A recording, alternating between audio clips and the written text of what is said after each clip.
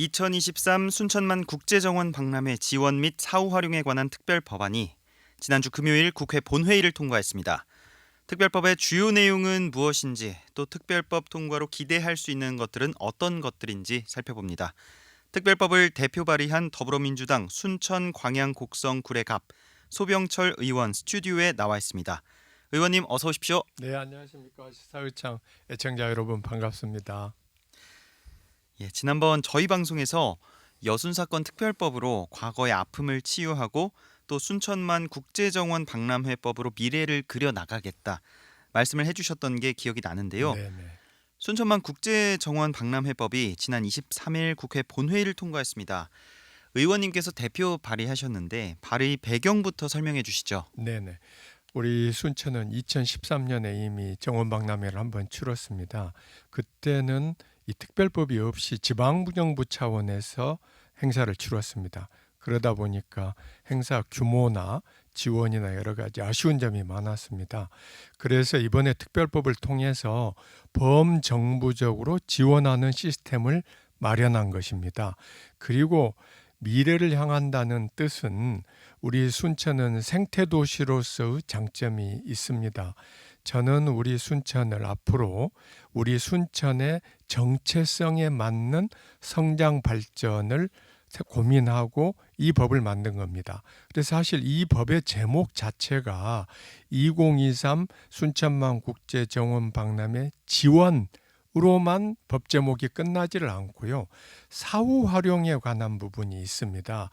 이제 사실 그렇게 한 이유는 제가 2033년에 순천에 대규모 국제 행사를 유치하고 싶은 의욕이 있습니다.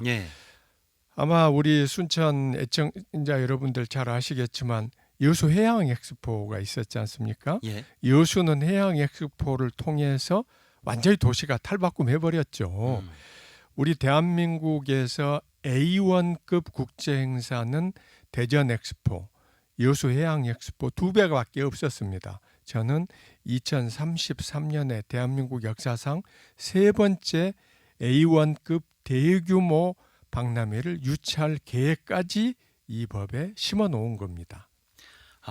그렇군요. 그렇다면 순천만 국제정원 박람회 특별법의 주요 내용은 어떻게 되나요? 네, 방금 처음에 이제 말씀드렸던 것처럼 박람회를 2023년 박람회를 성공적으로, 그것도 성대하게 성공적으로 치러내기 위해서 정부가 예산부터 이 행사를 치르려고 하면 여러 가지 법들과 부딪히는 부분들이 있습니다. 예를 들면은 기재부에서는 국가 예산을 지원을 해 주셔야 되고요. 국토해양부에서는 토지의 형질 변경이나 수용이나 관련되는 특례를 인정해 주셔야 되고, 농림부에서는 이 농지와 관련된 부분을 특례를 인정해 주시고, 해수부에서는 공유수면, 환경부에서는 환경평가, 모든 부처가 망라되어 있습니다. 그래서 이 특별법을 통해서 오로지 성공적인 박람회를 개최하기 위해서 국가 역량을 총력 집중하는 지원 시스템, 그게 이제 첫 번째 들어있고요. 두 번째는 박람회 끝나는 걸로 끝나는 게 아니라 이 시설들을 유지, 관리, 그리고 계속적으로 개발해서 2033년에 저희가 목표로 하는 대한민국 사상 세 번째의 대규모 행사를 유치하려고 하는 겁니다. 그러면 앞으로 2023년까지 순천이 탈바꿈하는 것도 중요하지만 10년 후까지 내다보고 정부가, 그리고 지방정부가 해야 될 사항들을 이 법에 담아 있습니다. 주요 내용이 이렇듯 총력 지원 시스템과 유지 관리 개발에 관한 내용이라고 말씀을 해주셨는데요. 순천만 국제정원 박람회법 통과로 그렇다면 어떤 것들을 기대할 수 있을까요? 네, 이제 우선 박람회를 치를 때 순천시 혹은 전라남도의 힘만 가지고 하기는 어려움이 너무 많습니다. 아까 말씀드린 것처럼 온갖 법률들이 복합되어 있기 때문에 이 법들을 이 박람회를 위해서, 이 법에 보면은 이 특별법은 다른 법률에 대해서 우선적으로 적용된다는 조항이 있습니다. 그렇기 때문에 이게 이제 다른 온갖 규제하는 법률들을 뛰어넘을 수 있는 그런 부분이 있고요. 또 하나는 이제 국가에서 예산을 지원해 주는 것도 중요하지만 이제 박람회 조직위원회가 결성이 정식으로 됩니다. 중앙정부 차원에서. 그렇게 하면은 인력, 조직, 기구 이런 부분들이 박람회를 성공적으로 지원하기 위해서 이 법에 규정하고 있습니다. 이게 이제 우선 2023년 박람회를 성공적으로 치르는 여러 가지 장치이기 때문에 이런 부분이 효과적으로 아마 가시적으로 나타날 겁니다.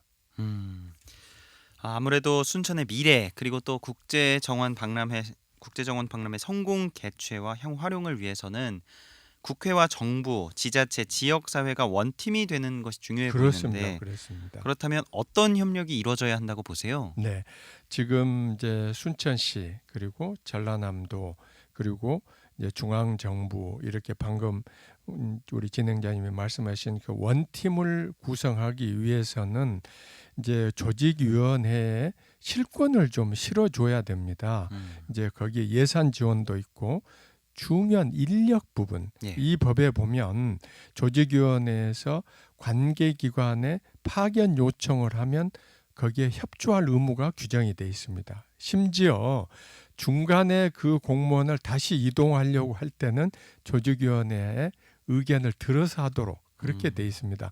이렇게 되면 실질적인 원팀을 꾸려 나갈 수 있을 걸로 기대를 합니다. 그리고 무엇보다도 중요한 것은 이제 우리 순천시나 시민들 입장에서는 앞으로 지금 저희가 이번에 코로나 팬데믹을 겪으면서 건강, 치유, 면역이라는 게 얼마나 중요하다는 것을 실감했지 않습니까? 예. 그래서 사실은 제가 이 법에 그냥 단순히 그 박람회 성공, 지원 이런 부분만 넣지를 않고 모든 사람들이 일상생활 속에서 자연환경과 조화를 이루면서 건강하고 지속 가능한 삶을 발전적으로 영위하는 데 이바지하는 데 목적이 있다. 사실 이게 조금 특이한 부분입니다. 예. 자세히 들여다보면 이 목적 부분에 지금 이 법을 대표 발의한 소병철 의원은 어떤 생각에서 이 법을 만들었구나, 청사진이 무엇구나 하는 것을 목적 부분에 보면은 뜻이 다 숨어져 있습니다. 예, 또 이렇게 이 법안뿐만 아니라 이 지역민의 미래를 위해서 의정 활동하고 계시지 않습니까? 네. 지역을 위한 법안이나 활동 계획이 있으시다면 소개해 주시죠. 네. 이제 지난번에 우리 애청자 여러분께 한번 말씀드렸던 우리 여순사건 특별법 73년 동안 우리 지역의 큰 숙제였지 않습니까? 예. 저희가 단순히 과거의 상처를 치유하자는 게 아니라 이걸 치유해야지 미래로 나아갈 수 있다. 제가 이 다음에 두 번째로 이 법안을 만들었던 이유는 이제 순천의 미래 발전을 위해서 순천 지역 특성에 맞는 부분을 이 법에다가 심혈을 기울인 겁니다. 같은 맥락에서 지금 순천을 위해서 제가 추진하고 있는 것 중에 하나가 네이버의 데이터 클라우드 센터. 사실 무공의 청전 산업입니다. 그러나 지금은 ICT가 주력이 되는 시대다 않습니까? 예. 그래서 그걸 유치하고 또 하나 요즘 제가 주력을 하고 있는 디지털 애니메이션 센터입니다. 이제 젊은 세대들은 많이 압니다. 지금 웹툰이 얼마만큼 아마 우리 진행자님도 가끔 보실 거예요. 예. 그래서 지금 이제 애니메이션은 수도권 주로 부천 이쪽이 중심지입니다. 저는 이것을 순천에 이 센터를 만들어서 우리 순천의 젊은 친구들 또 시대에 맞고 또 하나 무공의 청정 산업으로서 순천 생태도시에 맞는 이런 부분들을 제가 구상하고 심혈을 기울이고 있습니다. 예. 또 이 질문도 드려보고 싶습니다. 의원님께서 대표 발의하신 여순사건 특별법이 공포돼서 내년부터 본격 시행에 들어가게 되는데요. 최근 의원님께서도 여수와 구례를 방문해서 법 시행 전 준비해야 할 것 등을 말씀하신 것으로 알고 있습니다. 이렇게 법 시행 전 좀 처리해야 할 일이나 희생자 규모 파악을 해야 한다든지 뭐 이런 부분에 대해서 좀 궁금합니다. 네, 지금 다른 법은 대개 이제 시행이 되면 그때부터 실질적인 역할을 하지 않습니까? 저는 부칙에 시행 전에 내년 이제 1월 20일 날 이게 시행이 됩니다. 네. 시행 전에 6개월 동안의 준비 행위를 할 수 있다는 특이한 조항이 부칙에 들어 있습니다. 이건 시간 전략을 하기 위해서죠. 그리고 원래 제가 조사 기간으로 3년을 법에 설정을 해놨는데 이 부분이 이제 협상 과정에서 1년이 좀 감축이 됐습니다. 예. 그러면 조사 기간 2년. 그런데 신고 접수 기간을 제가 1년을 별도로 또 두었습니다. 그리고 활동이 마무리되고 나서 종합 보고서를 쓰는 기간이 6개월이 있습니다. 그러면은 토탈 4년이라는 기간이 보장이 된 겁니다. 그런데 제주 4.3법은 지금 20년 동안 6번 개정이 됐습니다. 금년까지도 희생자들을 조사하고 있습니다. 저희는 지금 제가 방금 진행자님 말씀하신 것처럼 구례 여수에 갔을 때 말씀드린 게 가장 급한 것은 대강의 규모라도 희생자의 숫자를 밝혀내는 게 중요하다. 왜냐하면은 49년에 전라남도에서 조사해 놓은 그 숫자는 일부일 걸로 추정합니다마는 예. 11,131명. 그러나 2006년도에 4년 동안 일기 과거사 진화위에서는 11%밖에 못 밝혔습니다. 물론 희생자의 숫자는 한 분이라도 중요합니다마는 그러나 저희는 많은 분들이 희생이 됐다는 것도 저희한테는 큰 상처지 않습니까? 예. 그래서 초기에 이 어림잡아 규모를 밝혀내는 게 굉장히 중요하다. 그러려면 제가 예시를 하나 했던 것이 마을마다 옛날에 하셨던 이장님들 또 옛날 생존에 계신 어르신들 이분들한테 최대한 내용 이야기를 녹취하고 수집을 해서 예. 규모를 밝혀내는 게 중요하다. 이 기간은 이제 만약에 조사를 했더니 뭐 한 15,000 도올 선생님은 지난번 2만여 명이라고 말씀을 하셨어요. 예. 문재인 정부의 가장 중요한 업적으로 여순법 그것도 만장일치를 이제 이야기를 하셨는데요. 앞으로 저희가 이 제주 4.3법처럼 여러 가지 개정을 하고 또 국가가 사죄하고 보상하고 이런 절차가 남아 있죠. 그러려면은 저희가 빠른 시간 내에 규모를 좀 밝혀내야 된다. 참고로 제주가 초기에 14,000여 명을 밝혀냈습니다. 20여 년 동안 500여 명 더 늘었습니다. 그게 이제 우리한테 시사하는 바가 있죠. 저희가 과연 15,000명이 됐든 2만 명이 됐든 규모를 밝혀내놓고 예. 이건 시간을 두고 하나하나 정확한 진상을 규명하면 된다. 그래서 이런 부분을 제가 지난번 예시로 말씀을 드렸는데요. 결론적으로 말씀드리면 이 부분은 희생자, 유가족 뿐만 아니라 우리 전라남 도민 전체가 이 굴레를 벗기 위해서 총력을 다해서 희생자 규모를 밝혀야 한다. 이게 제가 제시하는 첫 번째 숙제였습니다. 예. 법 시행 전에 우선적으로 시행해야 할 것이 이 희생자 규모 파악이 가장 하기 중요하다. 위한 여러 가지 준비를 해야 철저하게 6개월 동안 해나는 게 중요합니다. 이 얘기도 해보겠습니다. 이 대선이 얼마 남지 않았는데요. 불과 7개월밖에 남지 않았습니다. 네. 4.7 재보선으로 나타난 악화된 민심을 회복하는 것이 중요해 보이는데 네. 어떤 것들이 필요하다고 보세요? 아유, 진행자님 사실 이 부분은 제가 답변을 예상을 안 하고 왔는데요. 예. 사실 지금 온 국민들의 관심이 그거죠. 그런데 조금 하나 아쉬운 것은 코로나 때문에 이 우리가 이 향후 대통령을 뽑는 것은 국가적으로 중요한 숙제이기도 하지만 축제이지 않습니까? 예. 전혀 그 분위기가 지금 제대로 안 나오고 있는 부분이 아쉽고요. 우리 민주당 경선이 먼저 시작이 됐습니다. 앞서 지금 가시는 몇 분의 후보들이 치열하게 경합을 하고 계시는데요. 방금 말씀해 주신 것처럼 지난번 보궐선거 때 이 부동산 문제 때문에 정부 여당이 굉장히 국민들로부터 질책을 받았습니다. 예. 사실 총력을 다해서 지금 부동산 문제를 극복하기 위한 노력을 하고 있습니다. 이걸 변명으로 말씀드리는 게 아니고요. 외신을 보면 지금은 코로나 위기를 극복하기 위해서 세계 각국의 정부들이 전부 양적 팽창을 하고 있습니다. 예. 정부가 돈을 찍어내서 지금 돕고 있지 않습니까? 그러다 보니까 미국 같은 데도 아시는 것처럼 부동산 가격이 엄청나게 상승했지 않습니까? 저희는 이제 여러 가지 요인 중에 그런 부분도 있는데 정부 여당으로서는 그걸 변명으로 내세울 수는 없죠. 왜냐하면 거기에 해필 LH에 국민들이 납득할 수 없는 불공정 부분이 예. 겹쳐버렸지 않습니까? 그래서 하나씩 해결을 해 나가는 게 중요하고요. 국민들께 신뢰를 주는 게 굉장히 중요하다고 생각합니다. 예. 정부에서 부동산에 대해서 해법을 제시해 줄 것이다. 두 번째는 부동산의 이런 부분을 가지고 공직자들이나 혹은 더 가진 분들이 부당한 이익을 보는 것을 국민들이 용납할 수 없지 않습니까? 그렇죠. 그래서 이 부분에 대해서 공직자들은 더욱 철저하게 국민들에게 신뢰를 드리는 것이 필요하다. 정책적인 부분, 신뢰 부분 이 두 가지를 앞으로 총력을 다해서 남은 기간 동안 노력해야 된다고 생각합니다. 예. 말씀 잘 들었고 또 더불어민주당 이제 경선 말씀을 해 주셨는데 후보들 간 공방이 굉장히 치열합니다. 네거티브 경쟁으로 경선이 과열되는 모양새인데요. 네. 흥행 효과가 있다는 시각도 있는 반면에 당 전체 지지율 하락으로 이어질 수 있다는 우려도 나오고 있습니다. 네.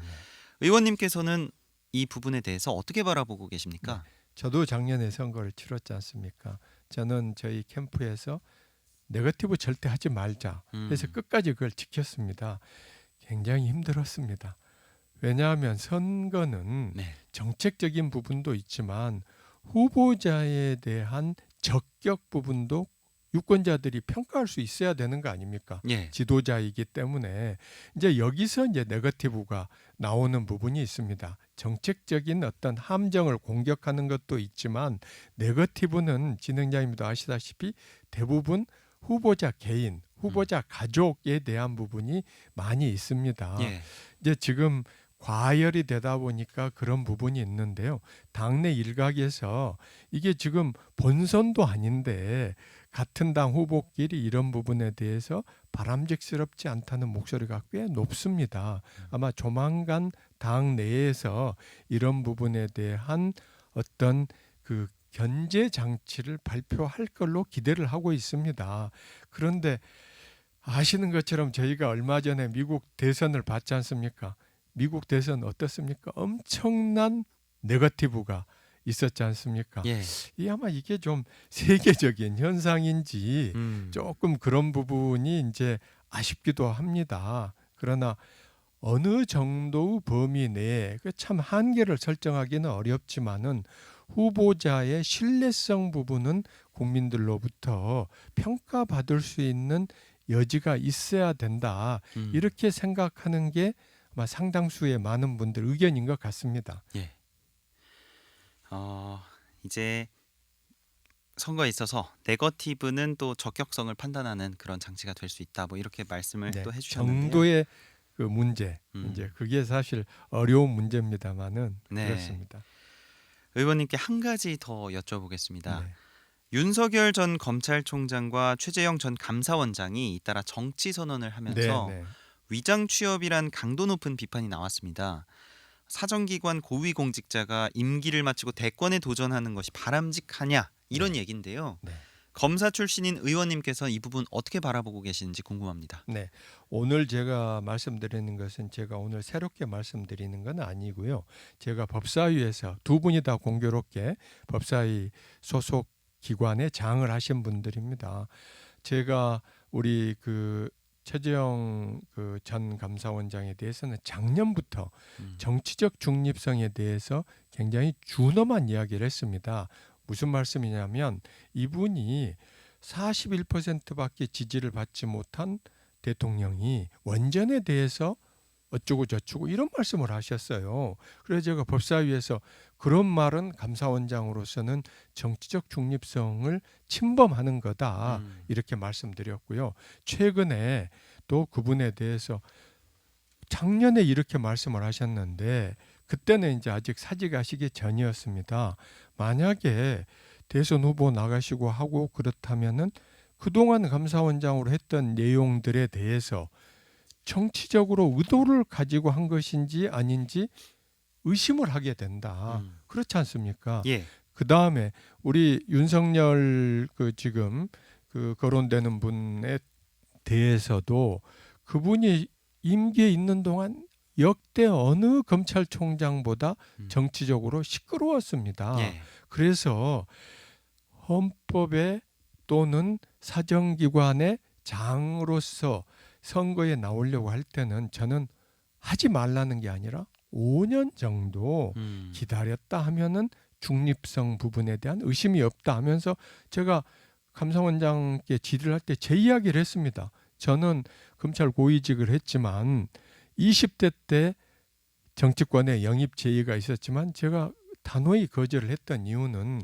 검찰의 정치적 중립 또 검찰의 많은 구성원들이 저에 대해서 또는 검찰 조직 전체에 대해서 국민들 신뢰 부분이 손상이 있을 수 있기 때문에 거절하고 제가 2013년 말에 이제 검찰을 떠났습니다. 그러면 저는 5년이 지난 후에 정치권에 들어왔던 겁니다.